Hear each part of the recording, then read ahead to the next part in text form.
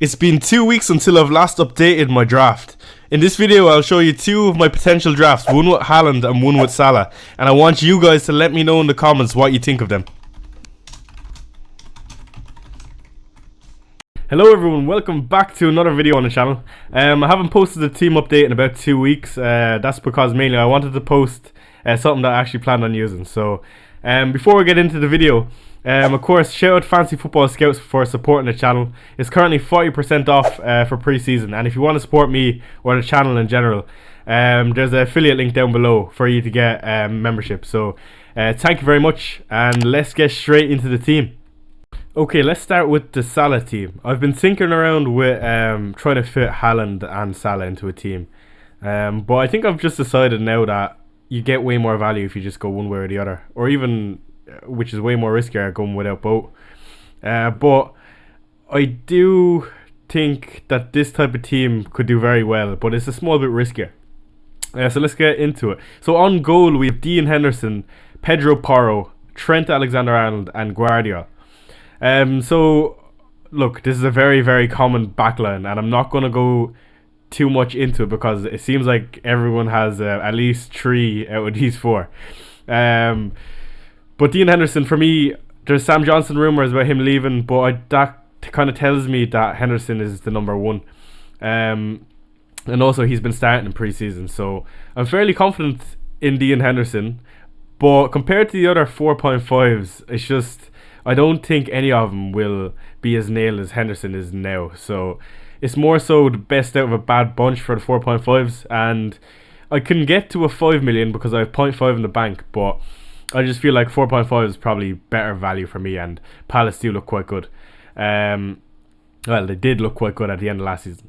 So next we have Pedro Porro. Since making my last video, he scored a screamer in pre-season against Bayern. But that doesn't change my thinking on why I brought him in. It's more so I've been watching us, and he gets into really, really good positions, whether that's inverted in midfield or just on the outside of their fullback getting in behind, trying to whip in a low ball. I think the way Spurs set up this season, you could see Porro creating a lot of chances and getting in areas where he could get a goal. And also he'll be on some corners, so I just feel like 5.5 value, Leicester in the first game and then Everton at home. It's a great start to the season. Now, the fixtures do get more difficult with Newcastle and then, of course, Arsenal. But for me, I prefer starting the season with those 3 that I'd be happy with. That kind of doesn't make sense, but you know what I mean. And then figure it out. But you know he's going to be nailed and he's going to play, so quite happy with him. Next is Trent. For me, Trent has been in every team, like I said in previous videos. Ipswich away at first game this season. For me, I just feel like if he's nailed for that first game, we don't really know yet because he's only back in training. I think it's yesterday. But Trent for 7 million, he got decreased in value, which is music to my ears. I absolutely love Trent as an asset in FPL. And it'd be interesting to see how the bonus system affects him. I don't know how much it will hinder him as I feel like all defensive assets have been kind of nerfed, but he's a player that takes lots of shots, so very happy to go with Trent. And next is Guardiola, another pick that everyone seems to have, but it makes sense. We've seen towards the end of last season he picked up like 2 goals, and he was just getting in positions that we didn't think he'd ever be in. Playing fullback for Pep, I can't see him being dropped for Ake or even playing centre half. So I feel like Guardiola is fairly nailed for me, specifically in a team where you're going without Haaland. So next we'll get onto the midfield. So before we get into that, actually, I was meant to say, I know I've been getting a lot of criticism. Oh, you're a Spurs fan, you're not having Arsenal players, all this. And it's not because I'm a Spurs fan. When I play FPL, I put all my biases aside. Well, at least I try to make it out what you will. But so I've included an Arsenal player just to show you. He's in my current draft, and I kind of like what I'm seeing and hearing from Arteta. But he's a forward, so I think you can kind of guess who it might be. But we're on to the midfielder. So next is Eze, Son, Bailey and Mo Salah. So this is a bit different to what I had previously. I still have Eze, Son, Salah, but it's different because one of the players on the bench and one that is starting, which is Leon Bailey. I suppose we'll start with Bailey. I had a look at the fixtures and I didn't realise how good the fixtures for Villa were. They're absolutely amazing. Other than the fact they have Arsenal in the second game, they're phenomenal until like game week 6 or 7. So I just feel like there's a good opportunity to pick up some really good value with Bailey at 6.5. And we've seen last season he went through a spell where he was phenomenal. So for me, out of the 6.5s, that was Brennan Johnson. I'm not looking for a Spurs triple up necessarily yet, until we see maybe if we sign a striker. But for me, with maybe Solanke or Ivan Toney, whoever it's going to be coming in up top, that would probably lessen Brennan Johnson's minutes, with Kulusevski probably going out to the right and interchanging with Brennan. Now, out of the two, I do think Brennan is still favoured over Kulusevski. Kulusevski is definitely better centrally, but it's just not worth the risk, and I feel like Bailey is fairly nailed. Now, saying that, he might get subbed early, 75 minutes, but I still feel with those fixtures I'm fairly happy to go with. So Eze, Son and Salah, maybe we won't speak too much about Eze, but for me at 7 million he's still a steal. Free kicks, penalties. We'll move on to Salah. Salah, he's an interesting one. I see a lot of people are starting to turn their head to no Salah and Haaland only drafts, which I think is really interesting. And like you'll see in the second team, I think there is a case for going for that. But for me, Salah, I mean, amazing. He's always been an FPL. He's the FPL king. Penalties, he might get the odd free kick. But also, Liverpool have been fairly good in pre-season. Now, I don't really look too much into pre-season. I know a lot of teams play different teams in second halves and they give people chances and play different systems to test things out. But it'd be interesting to see in Liverpool's last pre-season game how they line up. And with the likes of Darwin, Trent, coming back, how, like, what system they even play, because I don't know if Darwin will play out the left or Elliott's going to play on the right, Salah, you know what I mean? So it'll be interesting to see how they line up. And next is Son. So I've had Son in a lot of drafts. He scored 2 goals since the last time I spoke in the K versus the K-League All-Stars. And I don't know, man. I just feel like Son with the Leicester away fixture, he's a really, really good record against Leicester. So I think there is an opportunity to scoop some points. But yeah, I don't know if he's a captaincy option. He definitely is. It's just maybe there are better options, and I think you'd be more comfortable going with Salah against Ipswich with his record against them. So let's move on to the forwards. Next, we have Isaac, Darwin Núñez, and Gabriel Jesus. Okay, yeah, it's a surprise, and you're probably thinking what's going on here. But so I liked playing with kind of differential strikers last season, and I started the season with Darwin, and early on around game week 10, I think I had Gabriel Jesus, and he done fairly well before he got injured.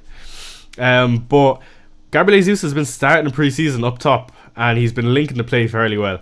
And I've always been fairly high on Jesus, and I know he's not maybe a prolific goal scorer, but for me, I just feel like Arsenal are so good at this point that you don't even need to be a phenomenal striker. If you're linking play really well, you can get a few assists and get the odd goal. So 7 million I feel is decent value for Arsenal's striker if he's going to be starting there. Now, of course, we know Kai Havertz could potentially play there. But yeah, I'm thinking there might be an opportunity to go with Jesus. So we'll see. Maybe they have another friendly to go. We'll see how they line up. But he's currently in the team. The question mark in this team, I suppose, is Darwin. When I look at the other 7.5 million options, they aren't great. Because there's so many question marks, like the likes of Solanke and Ivan Toney. They're both on penalties for their teams right now, but if they get a move, we don't know what is going to happen. So there are some 7 million options, maybe Acuna, but I think if Darwin's starting for me, he needs to be on my team. Triple up on Liverpool with those fixtures, and specifically Ipswich at the start of the season. In my opinion, I think Darwin starts up top. I don't know why I think that. Maybe Liverpool fans, let me know in the comments what you think. But I think out of Darwin and Gakpo, and I know Jota is also in the mix, that's the issue. I prefer, and I think Darwin will be up top. And next we'll go on to Isaac, another player that I think he's the most owned player in the game. at 50 something percent. But rightly so. Phenomenal player. 8.5 is probably a steal. He probably should be around 9.5, 10. But yeah, Isaac is the last striker. So on the bench we have Ward. He's just there to fill a space. I don't know what 4 million option I could go for. If Johnson leaves, I could go for Crystal Palace third choice. I don't know if that is an option, but if it is, I could potentially go there. And next is Bob. So I'm very high on starting the season with Bob. I really think he will start. Now I know we'll see in the Community Shield versus United, I think it is, who's going to play, but I feel like Bob for 5 million, I think he will get the first 2 games. And if you get the first 2 games, you're laughing. Ipswich at home in the second game, Chelsea away, which is not a bad fixture for City. But there could be very, very, very good value there. And if he gets any more games in 3 and 4, I mean, he might be a hold for the season. I know we saw with Palmer, City had a player, and maybe they want to give Bob a chance. So next is Ezri Konsa. He really interchanges with Porro very well. I don't know if that was English. He interchanges with Porro very well. He is Leicester away, I think is in game week 3 when Spurs have Newcastle away. And also he has Everton when we have Arsenal, I believe. So that's why Konsa's there. I'm fairly high on having someone that can swap with someone with worser fixtures. I've always been that kind of way with being fairly flexible on the bench. And next we have Barco. I just feel like Barco's probably the best 4 million defender. I'm not sure if he's nailed with, I think there were shouts of Baliba going left back. But for me, Barco's there. I probably won't use him, but it's always good to have someone just in case the likes of Konsa or any of the other back 3 get injured. So that's this no Haaland team. Before you start ripping it apart in the comments, let me show you the Haaland team and then let's see what you think. Okay, so let's make some of the changes for the Haaland team. Now I have to say I do really like this Haaland team. So first of all, Guardiola goes down to a Hull or a Burn or a Livermento. I don't know which one yet, but for me, Hull right now. I feel like he could have a very big season, and 4.5 if he is starting for Newcastle. We know at St James's Park how good they are. No European football also, he could be a steal. So next, Bob slots into the midfield, and also Bruno Fernandes for Salah. So I'm very high on Bruno, and that's why I kind of really like this draft. You also get to watch it on a Friday. I'll be at Fantasy Football Fest, so it'll be something to cheer about. And in general, I've always liked Bruno. In last season, I had him throughout most of the season, to be honest. Only towards the end I got rid of him, but I brought him back in. And also, that Darwin and Jesus spot, one of them gets dropped down to a 4.5, and the other one goes to Haaland, of course. So that's the team. It annoys me kind of how good it is, especially if you're bullish on Bob getting the first 2 games. But also, there's 1.5 million in the bank, and 1.5 million is the perfect amount to bring Bob up to an Nkunku. Now, of course, the only issue with that is you're playing a risky game there. You're playing with fire. You don't have a good bench at all. So if Bob does get benched in the second game, you're kind of 10 men. But we do have a few City leakers in the community. I don't know if it's going to be the same this season, but you might get a heads up. But yeah, 1.5, the perfect amount to go Bob to Nkunku.